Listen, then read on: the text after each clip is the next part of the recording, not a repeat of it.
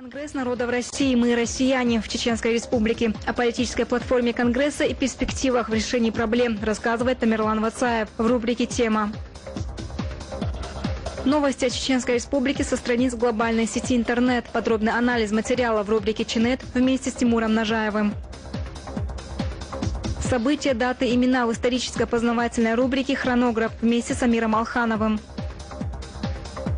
Известный писатель и автор романа «Эпопеи из тьмы веков» Идрис Базоркин. Рубрика «Жизнь замечательных людей» рассказывает Зулай Байдаева. Работу Кабинета министров Чеченской Республики можно оценить на хорошо. Именно такую оценку на этой неделе дал глава республики Рамзан Кадыров этому ведомству. Также на этой неделе, 23 февраля, во всех мечетях Чеченской Республики прошли религиозные мероприятия, посвященные 67-й годовщине депортации чеченского народа. И, наконец, командиру полка патрульно-постовой службы милиции специального назначения имени первого президента Республики Героя России Ахмада Хаджи Кадырова, трижды кавалера Ордена Мужества полковнику Вахиту Усмаеву, со знаком особого отличия медалью «Золотая звезда» присвоено звание Героя Российской Федерации. Об этом и многом другом, но уже более подробно расскажет Разита Шабазова в рубрике «Экспресс-инфо». Работу Кабинета министров Чеченской Республики можно оценить на хорошо. Однако успокаиваться на достигнутых успехах еще рано. Об этом на совещании Кабинета министров Чеченской Республики, прошедшем 24 февраля, говорил глава республики Рамзан Кадыров. Отметив положительную динамику развития в различных сферах жизнедеятельности республики, глава республики тем не менее обратил внимание на снижение темпа строительства на главных республиканских объектах, таких как стадион имени Ахмада Хаджи Кадырова и республиканская клиническая больница. Председатель правительства Чеченской Республики Адес Байсултанов доложил о том, что замедление строительства одних из самых крупных объектов в республике связано из-за нехватки средств. В настоящее время из 1 миллиарда 800 миллионов рублей поступил только 1 миллиард. Проблема еще и в том, что задействованные иногородние строительные организации не успевают выполнить заказы в срок из-за перебоев в финансировании. Тем не менее, на объекте работает необходимая строительная техника, ведущая монтаж кровли стадиона. Такая же ситуация и в республиканской клинической больнице, где также замедлились темпы из-за нехватки средств, сказал Адес Байсултанов. Однако, по мнению Рамзана Кадырова, несмотря на объективные причины в перебоях в строительстве, проблема в несоблюдении рабочих графиков состоит не в отсутствии необходимых средств, а в том, что руководители ряда стройорганизаций не заинтересованы в сдаче объектов в намеченные сроки. Здесь на совещании первый заместитель председателя правительства Чеченской Республики Магомед Даудов проинформировал Рамзана Кадырова о выполнении его поручений по городу Аргуну. Даудов доложил о том, что полным ходом идет реконструкция главной магистрали города. В строящемся поселке Московский завершена прокладка водопроводной сети. Строительство городской больницы идет по намеченному графику. Она будет сдана в эксплуатацию, как и запланировано в августе текущего года. Кроме того, во всех частных домовладениях проведена очистка прилегающих территорий. В городских застройках задействовано 170 единиц техники и более 1200 рабочих. Все работы идут строго по плану. Министр строительства и автомобильных дорог Чеченской Республики Абубакар Тумхаджиев также доложил главе республики, что работы по строительству транспортной развязки возле Аргуна и строительству нового участка федеральной трассы М-29 в объезд Гудермеса идет в соответствии с намеченным графиком. На совещании также было затронуто немалое количество значимых вопросов. Рамзан Кадыров подметил о многих недочетах в работе министров, указывая на то, что работа должна носить не временной, а постоянный характер, указывая на то, что лучшую оценку еще предстоит заслужить. Он также подчеркнул и особо отметил о том, что объекты должны быть сданы в эксплуатацию к намеченным срокам. Специальная комиссия провела мониторинг по изучению образовательного уровня и материального положения несовершеннолетних, временно располагающихся на территории кадетского корпуса в селении Циндарой Курчелоевского района. Об этом доложил на совещании в правительстве Чеченской Республики первый заместитель председателя правительства Чеченской Республики Магомед Даудов. Он сказал, что в результате проведенной работы было установлено, что из 107 несовершеннолетних детей 36 живут в неполных семьях, 24 являются являются полусиротами, а 6 и вовсе не имеют родителей. Мы выяснили, что из общего числа около 35% несовершеннолетних имеют нормальные жилищно-бытовые условия. Более 20% живут в съемных квартирах, а 45% являются малоимущими, сказал Магомед Даудов. Он отметил, что более 100 человек нуждаются в различной помощи, из которых 25 подростков не имеют собственного жилья. По его словам, в результате проверки из 107 несовершеннолетних лишь 15 человек не состоят на профилактическом учете в инспекции по делам несовершеннолетних. Рамзан Кадыров отметил, что некоторые родители безответственно относятся к своим обязательствам и не уделяют должного внимания воспитанию детей, главным институтом в моральном и этическом воспитании которых и является семья. В ходе встречи заместитель председателя правительства Чеченской Республики, руководитель администрации главы и правительства Чеченской Республики Магомед Слемханов сообщил, что в ходе проведенной комиссии работы выявлено еще 99 детей, находящихся на учете в инспекции по делам несовершеннолетних и проживающих в тяжелых бытовых условиях. Напомним, что в середине февраля по указу Рамзана Кадырова более 100 подростков, находящихся на учете в инспекции по делам несовершеннолетних, были направлены в кадетский корпус селения Центарой. И с ними ежедневно проводятся индивидуальные профилактические работы.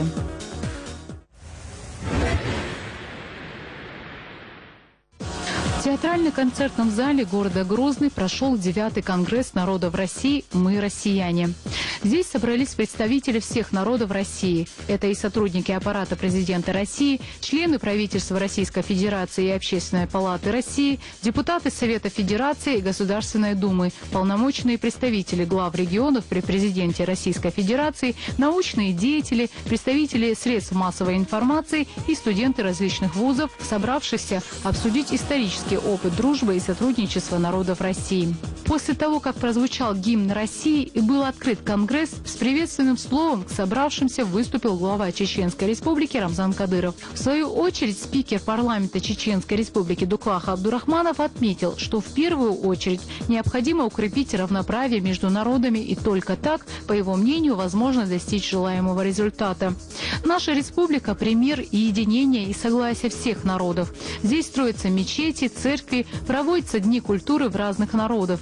Совет Ассамблеи народов России признал, что в Чеченской Республике прилагаются максимальные усилия для единения и дружбы между народами. Здесь же Рамазан Абдулатипов вручил главе Чеченской Республики Рамзану Кадырову золотую медаль за вклад в развитие и укрепление межнациональных отношений народов страны. Отметим, что в рамках работы Конгресса его участникам была представлена выставка-экспозиция культурных центров народов России. Перед гостями выступили с концертом народные коллективы. По итогам Конгресса принято обращение к народам России.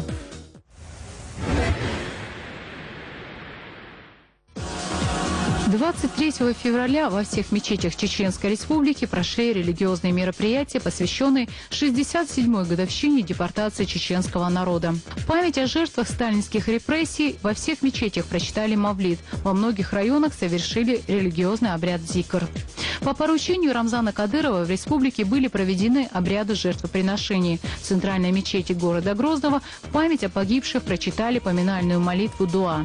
Также обряд сага прошел в селении Центарой. Количество людей, собравшихся здесь, исчислялось сотнями. Сюда съехались имамы и алимы со всей республики, а также гости из Ингушетии и Дагестана, многие из которых были свидетелями событий 1944 года. В день памяти и скорби 23 февраля не были забыты и сотрудники милиции, отдавшие свои жизни и здоровье на благо нации. Во всех подразделениях правоохранительных структур была проведена ежегодная благотворительная акция ради милости Всевышнего. Служащие подразделения разделили мясо жертвенного молодого бычка и отдали семьям погибших, раненых и малоимущих сотрудников милиции. Кроме этого, сотрудникам и семьям милиционеров были розданы мешки с мукой, сахаром и рисом. По инициативе Рамзана Кадырова 23 февраля в Чеченской Республике был объявлен выходным днем.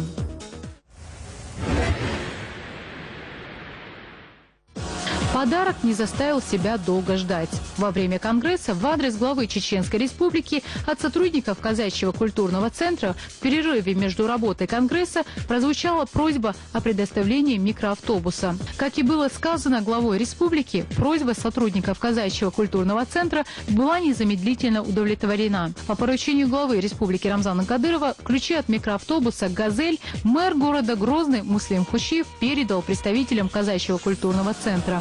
И, как отметили сами представители этноцентра, первый маршрут на новой машине им предстоит не близкий. По поручению главы Чеченской Республики Рамзана Кадырова еще одной семье выделена квартира. Новое жилье получила семья Берсановых, которая ранее проживала в пункте временного размещения в городе Аргун. Ключи от новой квартиры главе семейства Рустаму Берсанову вручил глава Старопромысловского муниципального района города Грозного Зелимхан Истамулов. Учитывая сложную жизненную ситуацию, в которой они оказались, и то, что в семье воспитывается больной ребенок, глава республики Рамзан Кадыров принял решение оказать им помощь в улучшении жилищных условий, отметил Зелимхан Истамулов. Помимо этого, семье также будет оказана помощь в организации лечения ребенка. Необходимо также отметить, что с начала этого месяца по поручению Рамзана Кадырова 77 остро нуждающихся семей получили новое жилье. Завершился полуфинал конкурса на лучшее знание биографии пророка Мухаммада, да благословит его Аллах и приветствует. В финале конкурса приняли участие 11 девушек и 10 парней, съехавшие сюда со всех уголков республики. 24 февраля в Духовном управлении мусульман, жюри, в числе которого были известные богословы республики, выбрали лучших. В результате в финал вышло 8 человек. После дополнительных вопросов небольшим преимуществом первое место заняла жительница Веденского района Амна Мусаева. Второе и третье место разделили между собой Шелковской и Гудермесские районы. А финалисты получили грамоты и ценные подарки из рук муфтия Чеченской Республики Султана Мирзаева. Конкурсантов, занявшие первые 3 призовых места от имени главы республики, были вручены денежные премии в размере 100, 50 и 30 тысяч рублей. Еще одним героем нашей республики стало больше. 21 февраля в Кремле президент России Дмитрий Медведев за мужество и героизм, проявленные при исполнении служебного долга, командиром полка патрульно-постовой службы милиции номер 2 специального назначения имени первого президента республики Героя России Ахмада Хаджи Кадырова наградил полковника, трижды кавалера ордена мужества Вахида Усмаева знаком особого отличия. Медалью «Золотая звезда» с присвоением звания Героя Российской Федерации. Забвению не подлежит. Это название нового сайта в сети интернет, созданного парламента Чеченской Республики. 22 февраля в актовом зале парламента Чеченской Республики состоялась презентация сайта, где размещена различная информация и данные о депортации чечено-ингушского народа в 1944-м.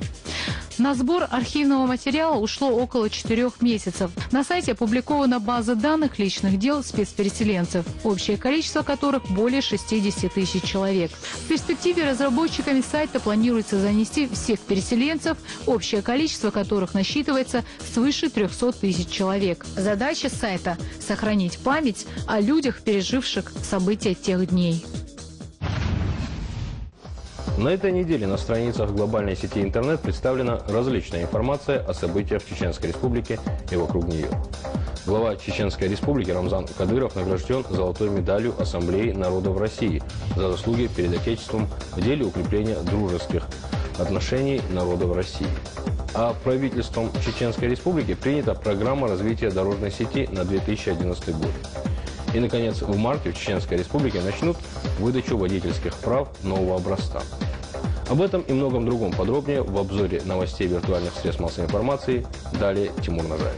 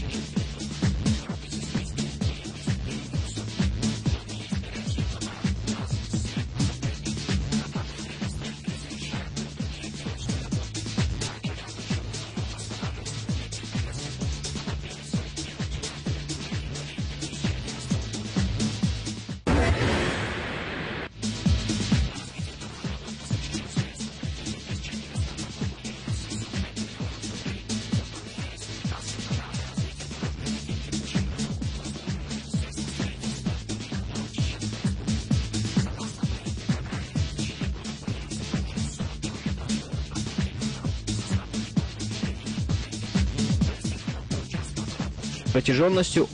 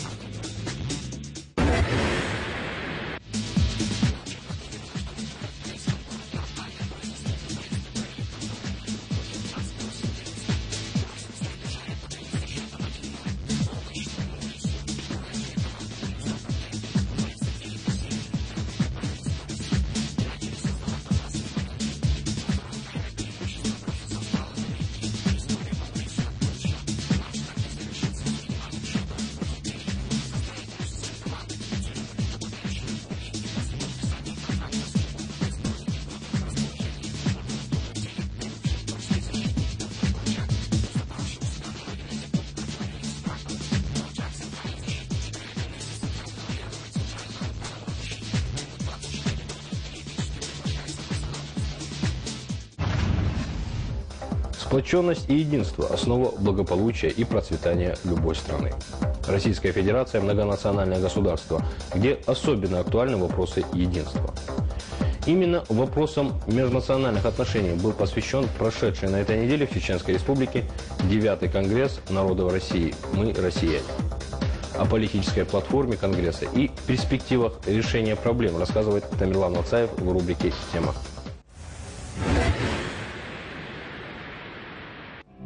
Российская Федерация – многонациональное государство. Именно сплоченной России удавалось преодолевать тяжелейшие периоды своей истории, демонстрируя свою мощь через единство народов огромной страны. Несмотря на порой трагические события в истории, именно в многонациональном окрасе России заключается ее особенность, сила и красота. К сожалению, за последнюю четверть века в России наблюдается активизация тех, кому невыгодна дружба и взаимопонимание между народами огромной страны. Националисты-провокаторы, среди которых есть представители средств массовых информации, политики и националистических организаций, в последнее время не стесняются высказывать свои расистские и явно подпитанные извне лозунги. На протяжении многих лет они заняты лишь одним делом – разжиганием межнациональной розни, пытаясь навязать россиянам расистские убеждения и представить в глазах обывателя образ кавказца или другого представителя национального меньшинства как единственного врага, от которого исходят все проблемы общества. Провокаторы используют самый легкодоступный и наиболее подверженный губительным убеждениям материал для достижения своих целей – молодежь. Именно их неокрепшим умам проще всего навязать идею «понаехали». В России все чаще и чаще случаются вспышки межнациональной розни.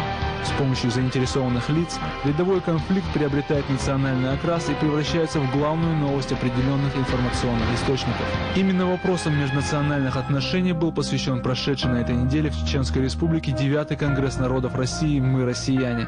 Тема Конгресса – исторический опыт дружбы и сотрудничества народов Кавказа и России, уроки и перспективы.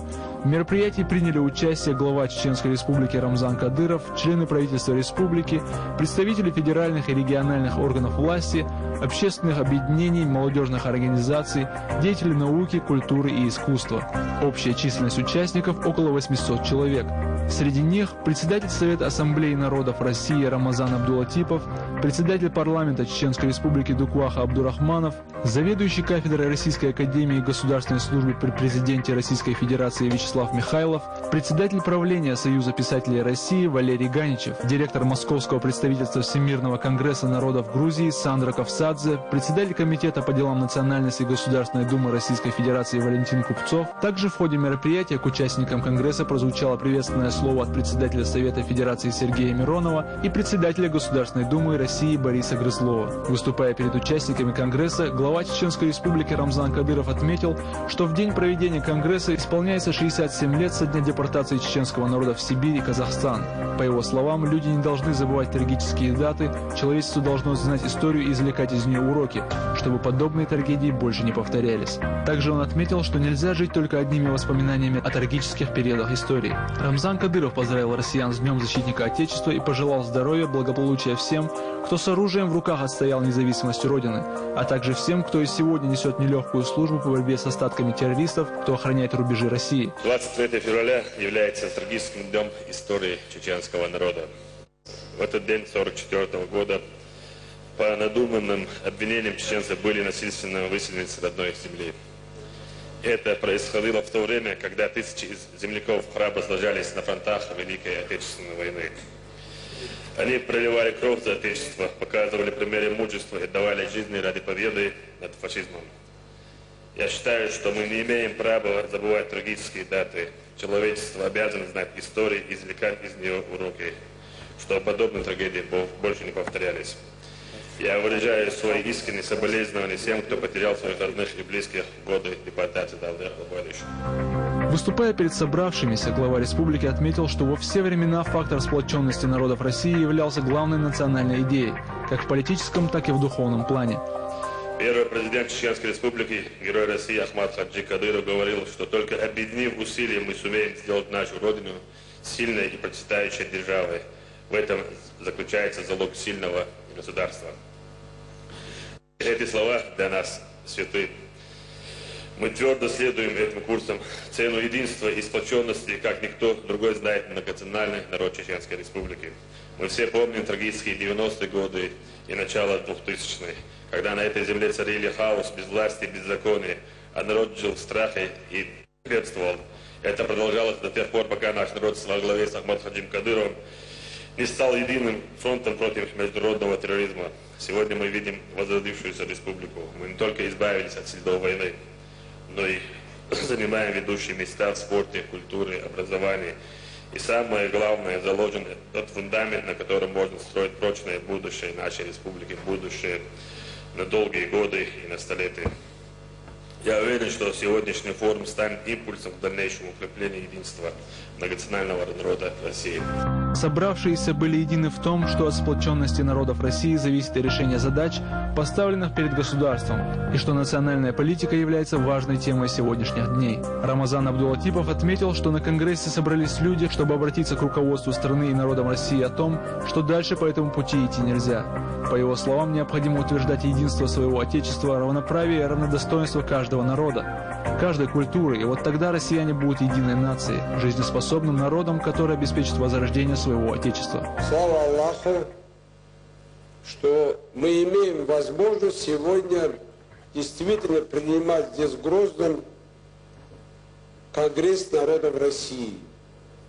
То, что вы, благодаря великой деятельности Владимира Владимировича Путина, Ахмад Хаджи Кадирова, Рамзан Кадирова, всего народа нашей России, прежде всего чеченского народа, вы обустроили и обустраиваете свой дом.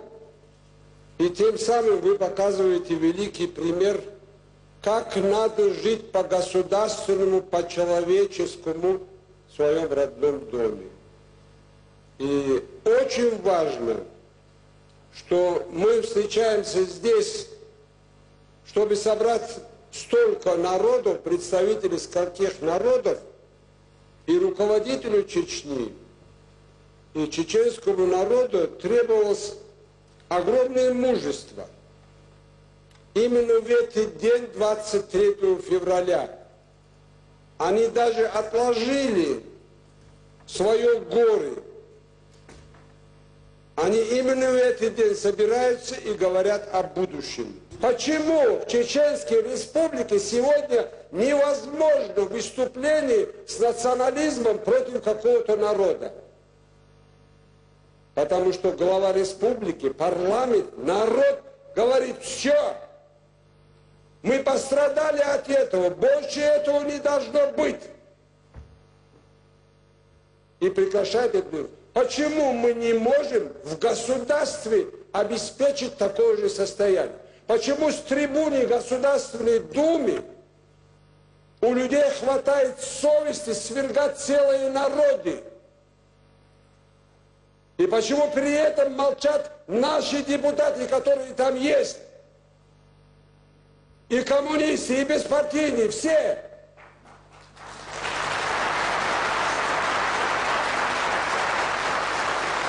Почему у Рамзана Кадирова хватает мудрости и мужества сказать: вот мы утверждаем концепцию национальной политики? Почему на уровне страны не хватает этого мужества? Также председатель Совета Ассамблеи народов России Рамазан Абдулатипов вручил Рамзану Кадырову награду – золотую медаль Ассамблеи народов России за заслуги перед Отечеством в деле укрепления дружеских отношений народов России. Собравшиеся отметили роль главы Чеченской Республики, председателя Совета Ассамблеи чеченского народа в налаживании национальной политики. Была отмечена его эффективная работа по национальному единению народов республики. По итогам Конгресса была принята резолюция, в которой отражены те или иные предложения участников Конгресса. Кроме того, в рамках работы Конгресса были подписаны соглашения между региональными представителями Ассамблеи по налаживанию культурных, межнациональных и межэтнических отношений. Трудно переоценить значимость подобных мероприятий. Конгресс собрал большое количество людей из разных сфер и направлений, заряженных единой целью – способствовать объединению народов страны и тем самым укреплять государство, не давая врагам России вносить смуту в межнациональные отношения и сталкивать лбами людей, которые еще вчера не обращали внимания на национальную принадлежность соседа. К счастью, в России достаточно людей, чье сознание не подвластно шовинистской политике псевдопатриотов. 28 февраля 1826 года генерал Ермолов вернулся из похода в Чечню на Терек и разместил войска по казачьим станицам. А спустя 4 года, 28 февраля в 1830 году, первый имам Дагестана Гази Магомед потерпел поражение царских войск. Об этих и многих других событиях далее вы узнаете в историческо-познавательной рубрике «Хронограф» вместе с Амиром Алхановым.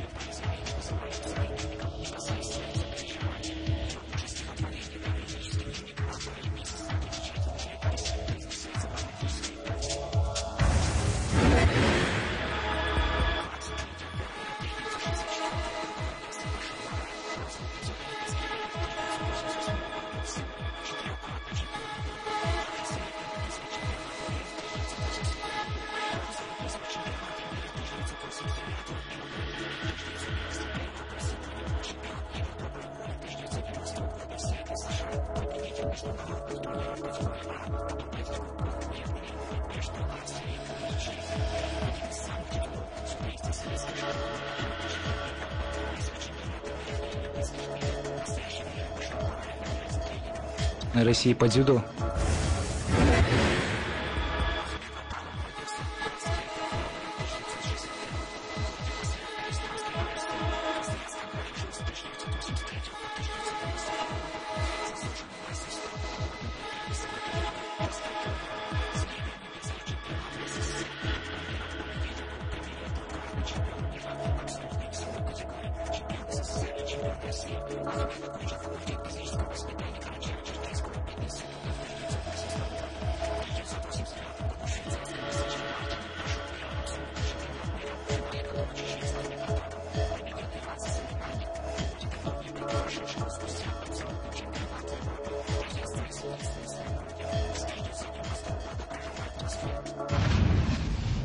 Сегодня мы расскажем о человеке, литераторе, который внес огромный вклад в чеченскую и ингушскую литературу. Автор романа «Эпопея из тьмы веков» Идрис Базоркин. О жизни и драматической судьбе писателя далее продолжит Зулай Байдаева в рубрике «Жизнь замечательных людей».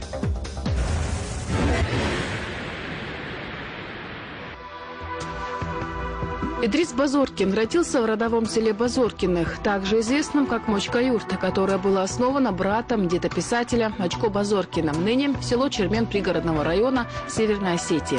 Фамилия Базоркиных принадлежит к роду Газдеевых из аула Эгикал, Горной Ингушетии. Дед писателя, брат основателя села Базоркина Бунухо, был одним из первых ингушей-генералов царской армии. Он воспитал 6 сыновей, которые, получив хорошее по тем временам образование, стали впоследствии представителями ингушской интеллигенции. Отец писателя Муртузали, третий сын генерала Бунухо Базоркина, был офицером царской армии. Не желая пресекать новому режиму, в годы гражданской войны он эмигрировал в Персию, где и умер в 1924 году, в результате чего будущий литератор остался круглым сиротой. Мать писателя Гретта, дочь швейцарца французского происхождения Дереце, инженера, работавшего в Владикавказе, привила Идрису основу русской и западноевропейской культур.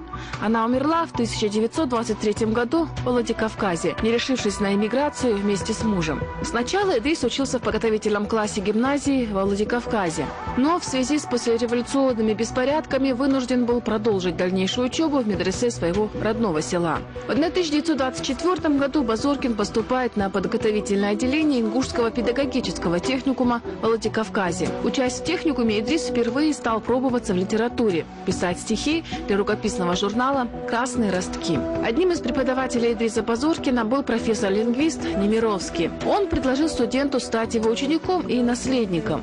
Для этого Идрису нужно было оставить мысли о будущей литературной деятельности и целиком посвятить себя языкознанию. Но будущий писатель отказался, так как уже тогда всерьез собирался связать свою жизнь с литературой.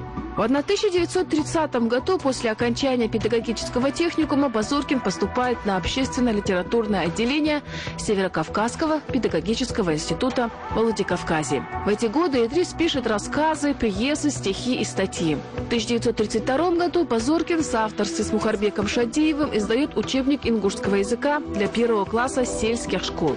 Рисунки к изданию были сделаны также Базоркиным.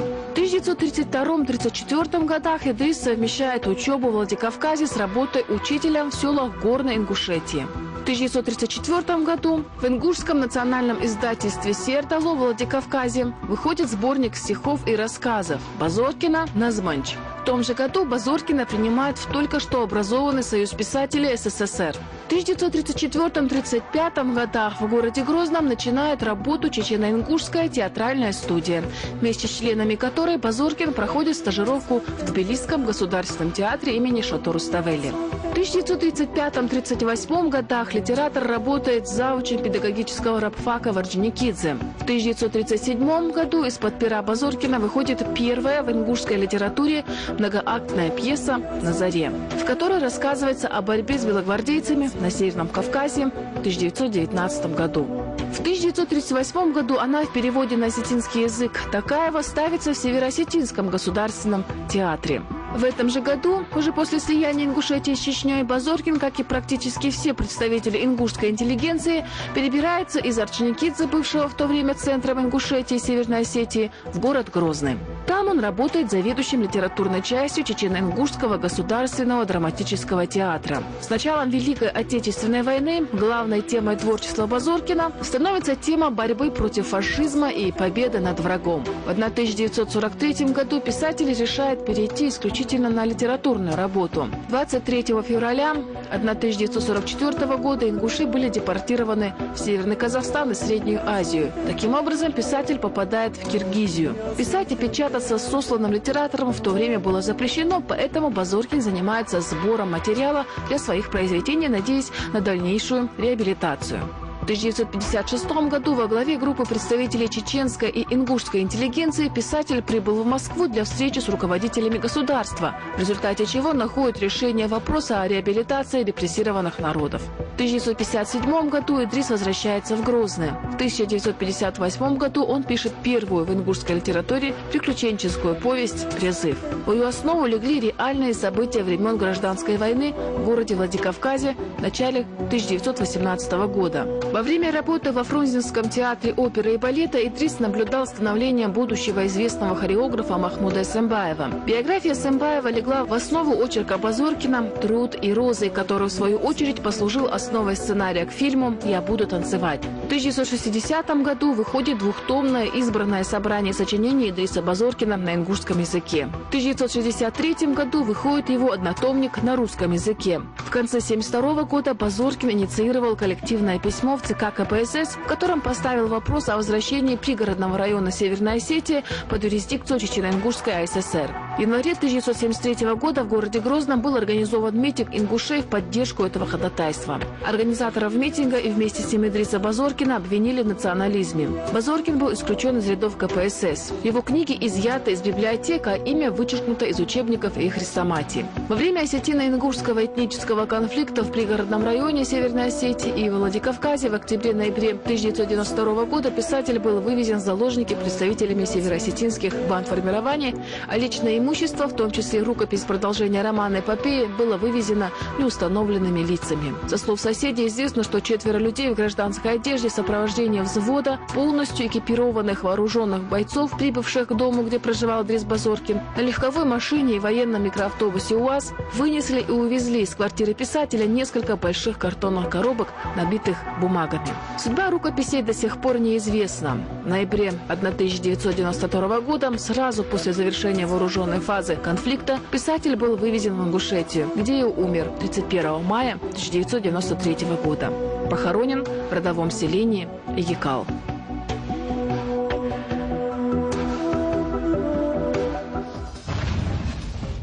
Это все, о чем мы хотели сегодня вам рассказать. На этом я с вами прощаюсь. Встретимся ровно через 1 неделю. До свидания и всего вам доброго.